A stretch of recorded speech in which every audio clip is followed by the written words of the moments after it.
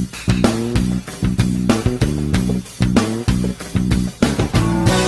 Everyone, study with Rishabh में आपका बहुत बहुत स्वागत है।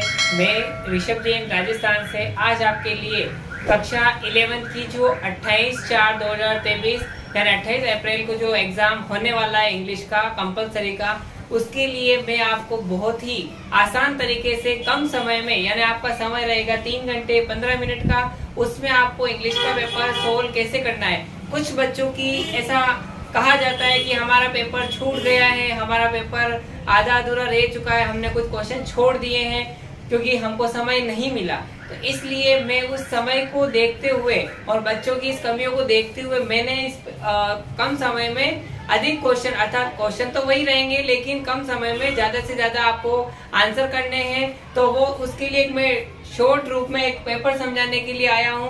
तो मैं आज आपको कक्षा 11 का जो इंग्लिश पेपर होने वाला है उसमें कुछ महत्वपूर्ण क्वेश्चन भी बताने वाला हूं और उसको पेपर को कैसे सोल्व करना है वो भी मैं आपको बताने वाला हूं। तो आप जैसे मैं बता रहा हूं वैसे पेपर सोल्व करें और उसी तरीके से पेपर सोल्व करेंगे तो आपके कम समय में जल्दी से वो पूरा पेपर हो जाएगा। तो आइए हम शुरू करते हैं। तो स्टडी विद ऋषभ में आपका बहुत बहुत स्वागत है। मैं आपको इसमें पेपर समझाऊंगा कि पेपर को कैसे करना है इंग्लिश में। तो आइए हम शुरू करते हैं। इंग्लिश कंपलसरी एग्जाम का जो 28 तारीख को होने वाला पेपर है उसमें आपका जो पहला पार्ट आएगा वो पार्ट ए है। उस पार्ट ए में आपको 2 पैसेज आएंगे। एक तो पैसेज आएगा सीन, एक आएगा अनसीन पैसेज।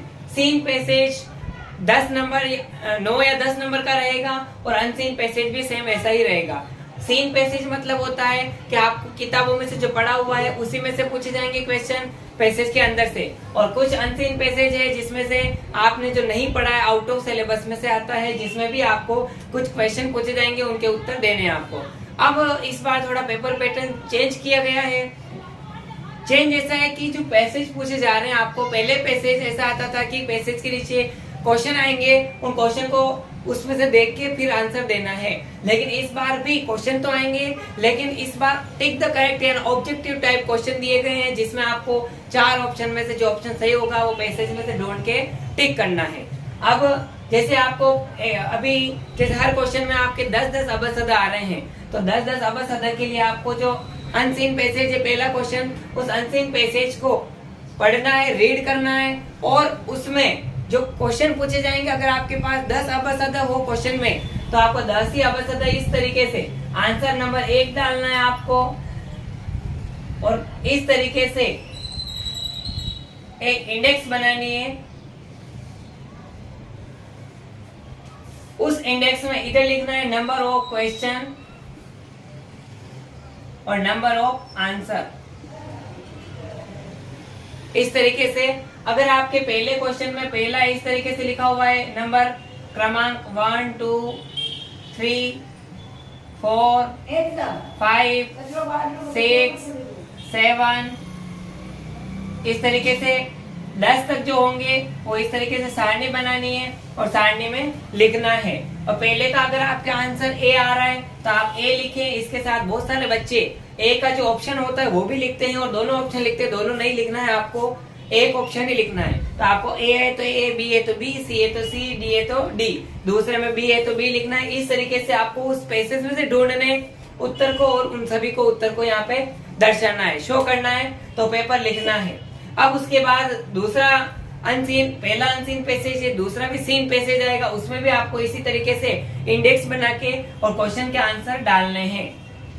अब आपको रही बात क्वेश्चन कैसे ढूंढना है, तो जो एक लाइन लिखी हुई है कि उस लाइन को उस लाइन से कनेक्ट करना है, यानी वो लाइन आपको ढूंढनी है। अधिकतर ऐसा रहता है जो पहला क्वेश्चन आता है वो पहला क्वेश्चन जो होता है वो पहली लाइन या दूसरी लाइन में मिल जाएगा आपको। बीच के जो क्वेश्चन पूछे जाएंगे वो बीच में आपको एक के बाद एक मिलते जाएंगे और जो अंतिम क्वेश्चन होगा उसका अंतिम क्वेश्चन का अंतिम लाइन में ही आपको अधिकतर देखने में आया कि आंसर मिल जाते हैं, ताकि आपका समय भी वेस्ट नहीं होता है और आप आसानी से इसको जल्दी कर सकते हो। तो पहले क्वेश्चन का आंसर आप पहली दूसरी लाइन में ढूंढे, बीच में ऐसे ढूंढते जाएं क्रम वाइज, और अंतिम क्वेश्चन का आंसर अंतिम में ढूंढे आप। इस तरीके से आपके क्वेश्चन ढूंढने और आपको करने। अब इसके साथ ही आपको जैसे पैसेज 1 हो गया, पैसेज 2 भी ऐसे करना है।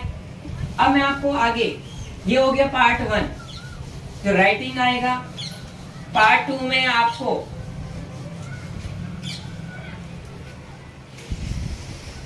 ग्रामर पार्ट आएगा पार्ट 2 में, part 2 grammar part. Grammar part में आपके पूछे गए हैं टेंस कैसे करने हैं, और जैसे ये मेरे पास आपके हाफ ईयरली एग्जाम पेपर वो इस बार, तो उसी तरीके से मैं आपको बताना चाहूंगा। पार्ट 2 में आपके जैसे पूछे जाएंगे क्वेश्चन,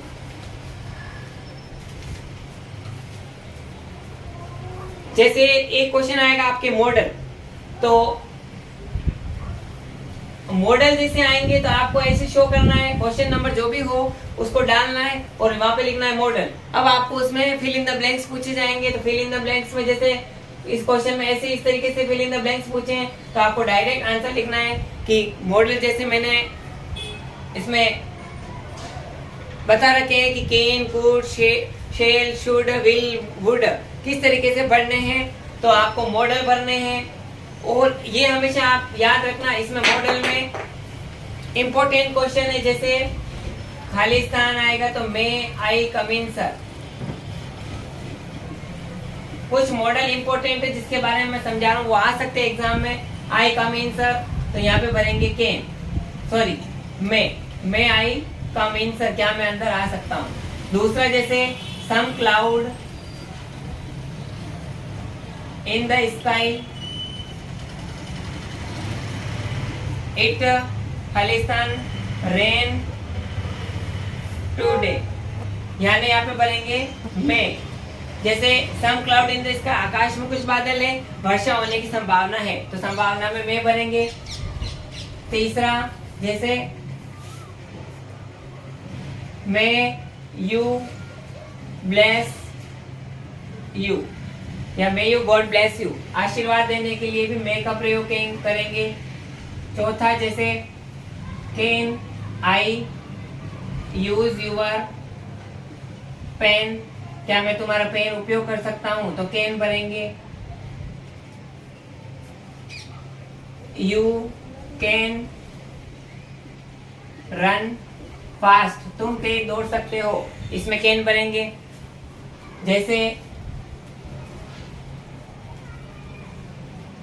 आई वॉज या I am in my childhood when I could swim into river, मैं जब मेरे बचपन में था तब मैं नदी पार कर सकता था। अगर था थी में आता है तो आपको कुड भरना है। और एक जैसे आता है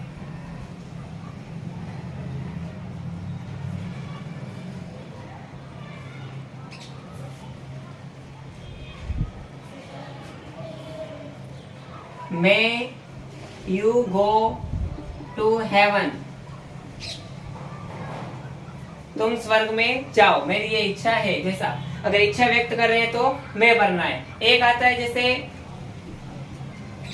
ये कुछ इंपॉर्टेंट मॉडल हैं जो आप कॉपी में नोट कर सकते हैं वीडियो को पॉज करके, और आप इसको समझ सकते हैं क्योंकि इसमें से कुछ इंपॉर्टेंट हैं जो मॉडल आपके एग्जाम में आ सकते हैं। और जैसे है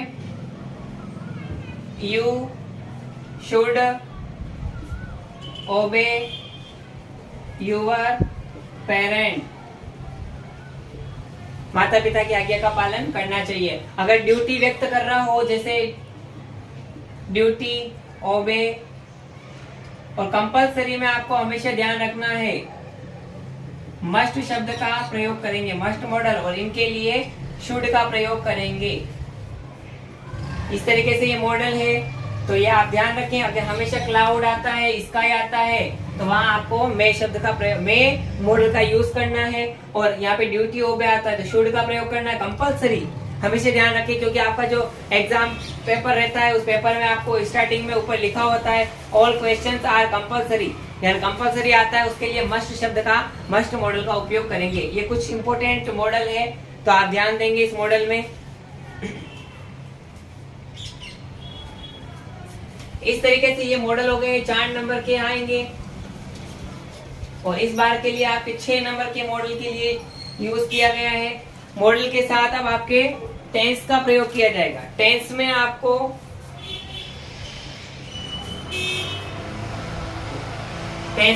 कुछ इंपॉर्टेंट जैसे सेंटेंस देंगे, सेंटेंस में पीछे आपको क्या भरना है, उसमें जो सुटेबल वर्ब होगी उस वर्ब को और हेल्पिंग वर्ब को और पूरा सूत्र इसमें लगाना, फॉर्मूला लगाना। जैसे आई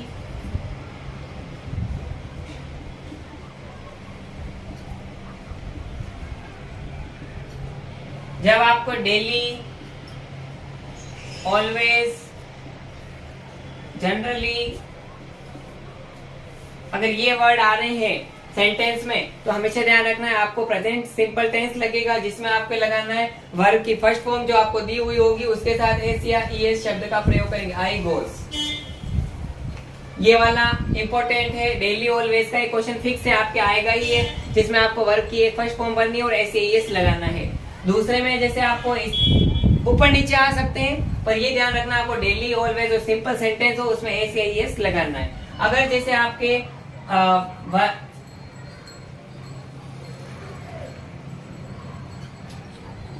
at this time, at this moment और नाउ, ये ध्यान रखें नाउ अगर ये हो तो आपको भरना है is, am, are plus verb की आईएनजी, ये ध्यान रहे। अगर नाउ आता है, हमेशा नाउ वाला भी एक क्वेश्चन आता है, तो उसमें आपको भरना है is, am, are plus verb की आईएनजी। जैसे she blanks pluck flower now. जैसे नाउ आया है, इसको देख के आपको जैसे नाउ आता है तो वर्ब की helping verb is, am, are और वर्ब की आईएनजी जोड़ना है। तो शी इज प्लकी फर्स्ट फॉर्म के साथ आईएनजी प्लकिंग, तो है जैसे जैसे लिखना है, मतलब आपको ये इसमें भी 1 नंबर मिलेगा आपको। अगर आपके पास येट, so far और just और already अगर ये आते हैं तो आपको इसमें has, have प्लस वर्ब की हमेशा थर्ड फॉर्म पढ़नी है। जैसे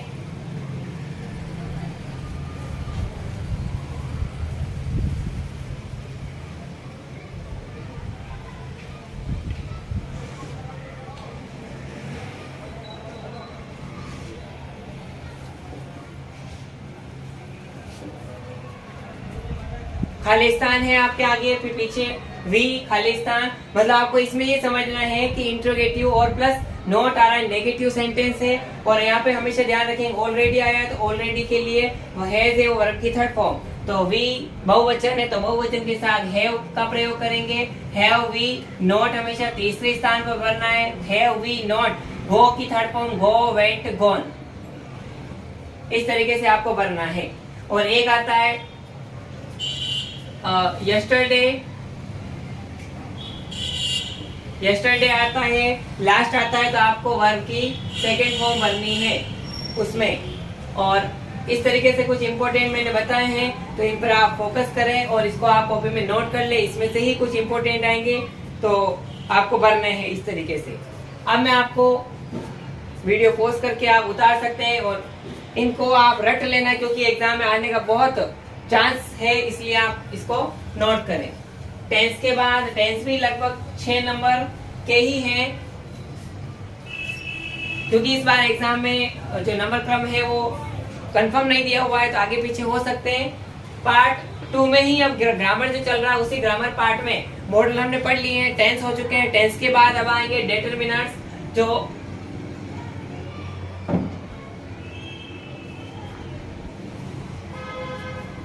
डिटरमिनर्स जो होते हैं उसमें बहुत सारे हैं, जैसे ए एन द का प्रयोग करना, a an the, any, some, little,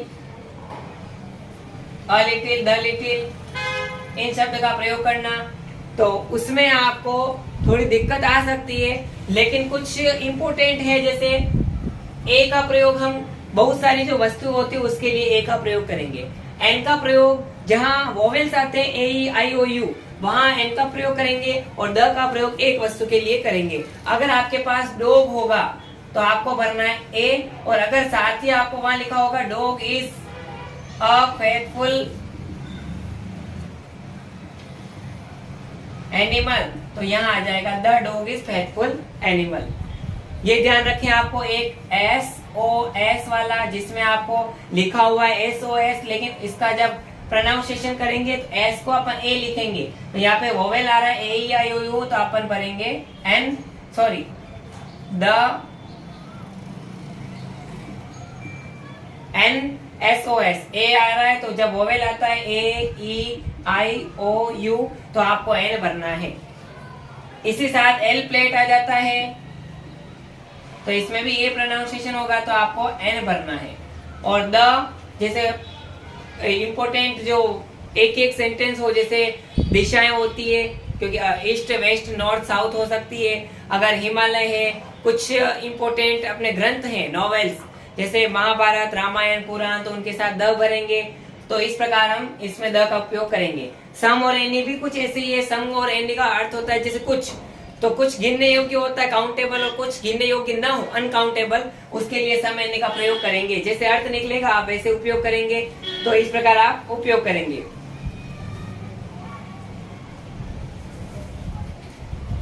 तो इस प्रकार आपको इसे डिटरमिनेंट्स भरने हैं, तो ऑप्शन में रहेंगे आपके, तो ठीक नहीं रहे तो आपको ए एंड द और सम एनी और लिटिल शब्द का प्रयोग करना है। अब आपको इसी के साथ डिटरमिनेंट्स के साथ अब आपके ग्रामर पार्ट में 3 चीज हो चुकी है, मॉडल और डिटरमिनर्स और टेंस। अब आपके आएंगे पार्ट 3 में। जैसे ग्रामर पार्ट ही चल रहा है तो उस पार्ट में ही आपके एक लेटर क्वेश्चन आएगा। लेटर और एप्लीकेशन, कंप्लेनिंग लेटर हो सकता है, एप्लीकेशन हो सकती है, कंप्लेनिंग लेटर भी हो सकता है। ये हमेशा ध्यान रखिए, आपको क्वेश्चन में अगर लिखा हुआ हो you are Sunil read in government senior secondary school Kota में आप पढ़ रहे हो और आपके पास ये सारी चीजें हैं। एड्रेस अगर क्वेश्चन में आता है तो वही लिखना है, नहीं आए तो आप अपनी सेल्फ एक एड्रेस बना लेना, तो वो लिख सकते हो। और एप्लीकेशन में आप ध्यान रखें, अगर क्वेश्चन में लिखा हुआ हो स्कूल का नाम या फिर कुछ गवर्नमेंट चीज आ रही है तो उसमें आप लेटर लिखा हुआ हो फिर भी आपको एप्लीकेशन ही लिखनी है। इस बार के लिए मैं एप्लीकेशन में बता देता हूँ कुछ नेम। लेटर तो आपके बर्थडे वाला एक बार देख लेना, बर्थडे वाला लेटर। और hostel life,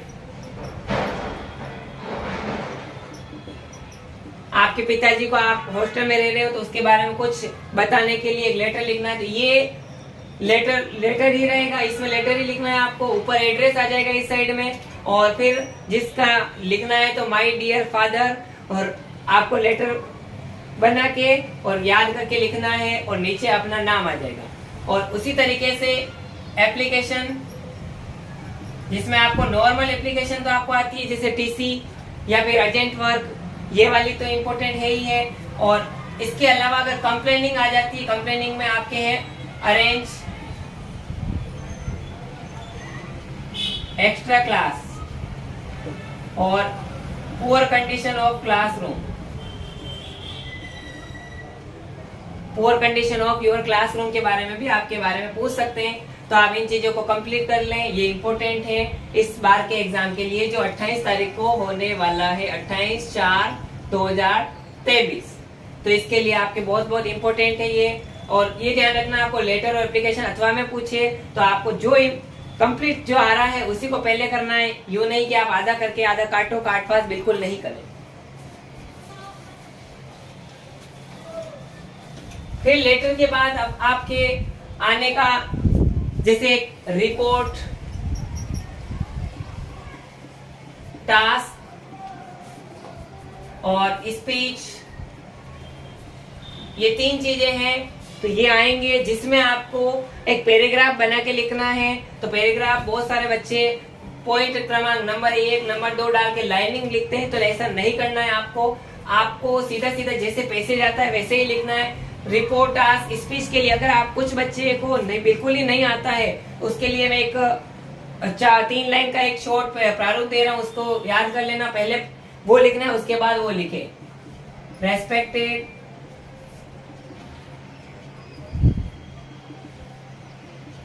principal sir and madam, member of jury and my dear fellow student, today I am speak। यहाँ आपके टॉपिक का नाम लिखना है आपको। इन्वर्टेड कॉमा में please listen to me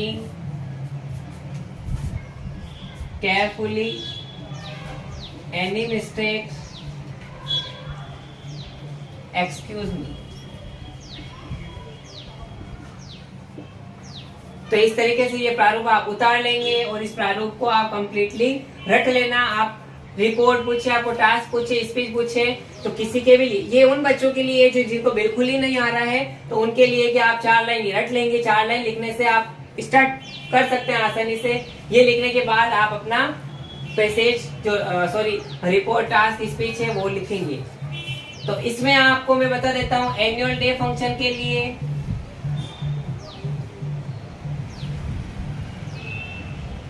annual day function, house on fire, visit to zoo, fair मतलब मेले का भ्रमण, बेस्ट टीचर, इस तरीके से आप ये कर लेंगे। और हाउ टू मेक टी,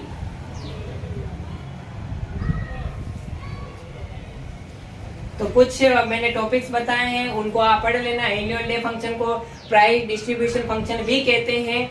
और हाउस ऑन फायर मकान में आग, विजिट टू जू यानी चिड़ियाघर का दृश्य, विजिट टू फेयर मतलब मेले का भ्रमण या बस स्टेशन का भ्रमण, और बेस्ट टीचर और हाउ टू मेक टी यानी चाय कैसे बने उसके बारे में भी आपको पूछ सकते हैं। तो इन टॉपिक्स को आप क्लियर करें और एक बैंक रॉबरी भी आप कंप्लीट करें।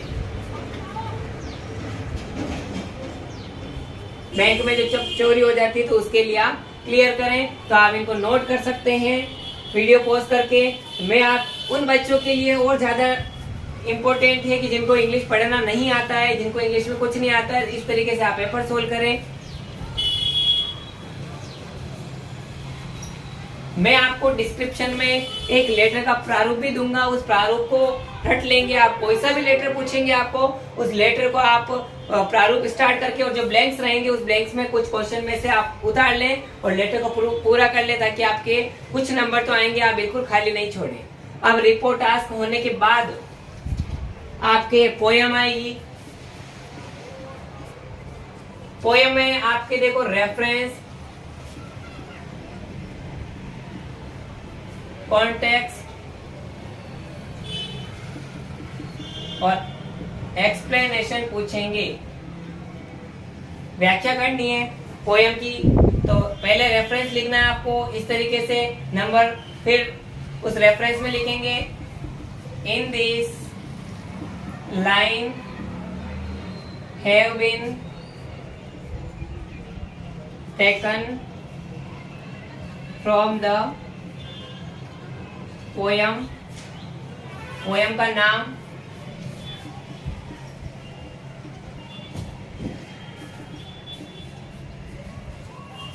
कविता का नाम, इट इज composed by कवि का नाम। ये आपको लिखना है रेफरेंस में, फिर एक लाइन छोड़ के कॉन्टेक्स्ट। कॉन्टेक्स्ट में आपको this line have been taken from the poem, वही लाइन वापस दोहरान करनी है। और फिर आपको उसमें से कुछ इंपॉर्टेंट जो 2 लाइन होगी उस 2 लाइन को लिखना है और वहां उतारना है। और explanation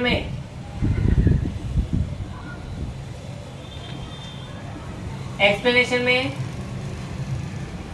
the poet says that, कवि कहना चाहता है कि, और आपको उसमें सीधा सीधा जो 2 लाइन रहेगी उसके अलावा उस पोएम का जो मेन जो पार्ट है वो कवि क्या कहना चाहता है उसका ये पूरी व्याख्या यहाँ पे करनी है आपको। कम से कम 4 लाइन इधर लिखनी है और इधर 2 लाइन लिखनी है, 2 लाइन और इधर 4 लाइन लिखनी है, और ऊपर की कविता का नाम और कवि का नाम याद रखें। इस तरीके से आपको ये इसमें क्वेश्चन पूछा जाएगा, right reference context and explanation from the stanza. 2 अथवा में आएंगे, दोनों में से आपको जो इजी लगे, जिस पोएम का नाम आपको आ रहा हो, कवि का नाम आ रहा हो, राइटर का, उसको यूज करके उसी का बारे में लिखेंगे आप। तो आप इसको भी नोट कर सकते हैं, ये मैंने प्रारूप लिखा दिया है बहुत इजी तरीके से। तो आप अगर कुछ भी नहीं आता है तो आप इस तरीके से प्रारूप बना के और खाली स्थान में आप थोड़ा सा याद कर ले, ताकि आपके पूरा क्लियर हो जाएगा, क्वेश्चन नहीं छूटेगा एग्जाम में। तो आप वीडियो को पॉज करके लिख सकते हैं। तो ये मैंने पोएम बना दी है। पोएम के बाद पोएम के कुछ क्वेश्चन आंसर भी आएंगे, और क्वेश्चन आंसर के साथ अब जो आपकी जो टेक्स्ट बुक है उन दोनों टेक्स्ट बुक्स में से क्वेश्चन आंसर पूछे जाएंगे। आपको जैसे कैरेक्टर स्केच के बारे में पूछ सकते हैं कि राइट द कैरेक्टर स्केच, और किसी के बारे में कुछ भी पूछ सकते हैं कैरेक्टर स्केच, तो उसके बारे में याद करना आप, और साथ ही कुछ क्वेश्चन आंसर पूछेंगे और वो कंप्लीट करना। और एक वो जो तरबूज वाली जो पार्ट है कहानी, उसके बारे में कंप्लीट रट के जाना आप, उसमें से क्वेश्चन आने का चांस है। तो आज मैंने आपको ये पढ़ा दिए हैं। इसी तरीके से हु वाज द किंग तट, ये भी आपको पूछ सकते हैं। और हु इज रंगा, रंगा वाला जो चैप्टर है, रंगाज मैरिज, उसका चैप्टर बहुत ही महत्वपूर्ण है। आप उसमें से क्वेश्चन आंसर कंप्लीट करें। रंगा वाले पार्ट में से फिक्स से आपके क्वेश्चन पूछे जाएंगे। पोएम में आपको फोटोग्राफ वाला जो मदर 866 है उसमें से आपको पूछे जाएंगे, जो फोटो खिंचा रहे हैं उसके बारे में आप हिंदी पढ़ के और इंग्लिश भी ट्रांसलेट कर सकते हैं। और लेबनम टॉप के बारे में भी आपको कुछ इंपॉर्टेंट टॉपिक पूछे जाएंगे, तो आप ये ध्यान रखें। ब्यूटीफुल व्हाइट हॉर्स मैं यहाँ नहीं लिख रहा हूँ, बल्कि मैं आपको बोल कर बता रहा हूँ, तो आप वीडियो पॉज करके आप चैप्टर ढूंढ सकते हैं और उसमें लिख सकते हैं। और रंगा मैरिज के बारे में आप कंप्लीट रट लेना। उसी के साथ द पोर्ट्रेट ऑफ लेडी में से ये क्वेश्चन बनेगा आपकी, लगभग 5 नंबर का इम्पोर्टेंट क्वेश्चन है, आप उसको रट लेना कंप्लीट। और फोटोग्राफ, लेबनम टॉप, और इस तरीके से आप क्वेश्चन रट लेना, रंगाज मैरिज जो कुछ चैप्टर। तो आज मैंने आपको पेपर कैसे सोल्व करना है, तो आपको ये पूरी ट्रिक के साथ बताया है मैंने। तो आप सबसे पहले पैसेज सोल्व करें, दोनों पैसेज के बाद आप जैसे लेटर है, एप्लीकेशन, दोनों में से एक करना है। फिर रिपोर्ट टास्क ये करने हैं आपको, फिर आपको ग्रामर पार्ट करना है, उसके बाद आपको क्वेश्चन आंसर में जाना है और लास्ट में क्वेश्चन आंसर करने हैं। तो अगर आपको ये वीडियो अच्छा लगा हो तो लाइक करें, शेयर करें, ज्यादा से ज्यादा अपने दोस्तों के साथ सब्सक्राइब करें। और अगर कुछ आपको इसमें कमी लगती है तो आप इसमें कमेंट करें, ताकि मैं क्योंकि 28 तारीख को ही एग्जाम है, एग्जाम में 2 दिन बचे हैं, तो मैं कुछ और ऑप्शन होंगे वो दूंगा आपको। आप आसानी से ये पेपर सोल्व कर सकते हैं, और 3 घंटे 15 मिनट यानी आप 2 घंटे के अंदर ये पूरा पेपर सोल्व कर सकते हैं। मैं आपको डिस्क्रिप्शन में अब मेरे लेटर का जो प्रारूप है मैं आपको दे दूंगा, डिस्क्रिप्शन में जाके आप लेटर का प्रारूप ले सकते हैं। एप्लीकेशन का प्रारूप भी मैं वहां दे दूंगा, जो आप एप्लीकेशन का प्रारूप भी ले सकते हैं। और मैंने यहाँ पे रिपोर्ट टास्क का प्रारूप लिख दिया है, पोएम का प्रारूप बना दिया है। तो इस तरीके से आप पेपर सोल्व करें, और बहुत आसान तरीके से पेपर करना है। सभी को मेरा बेस्ट ऑफ लक, पेपर अच्छे से करना। Thank you.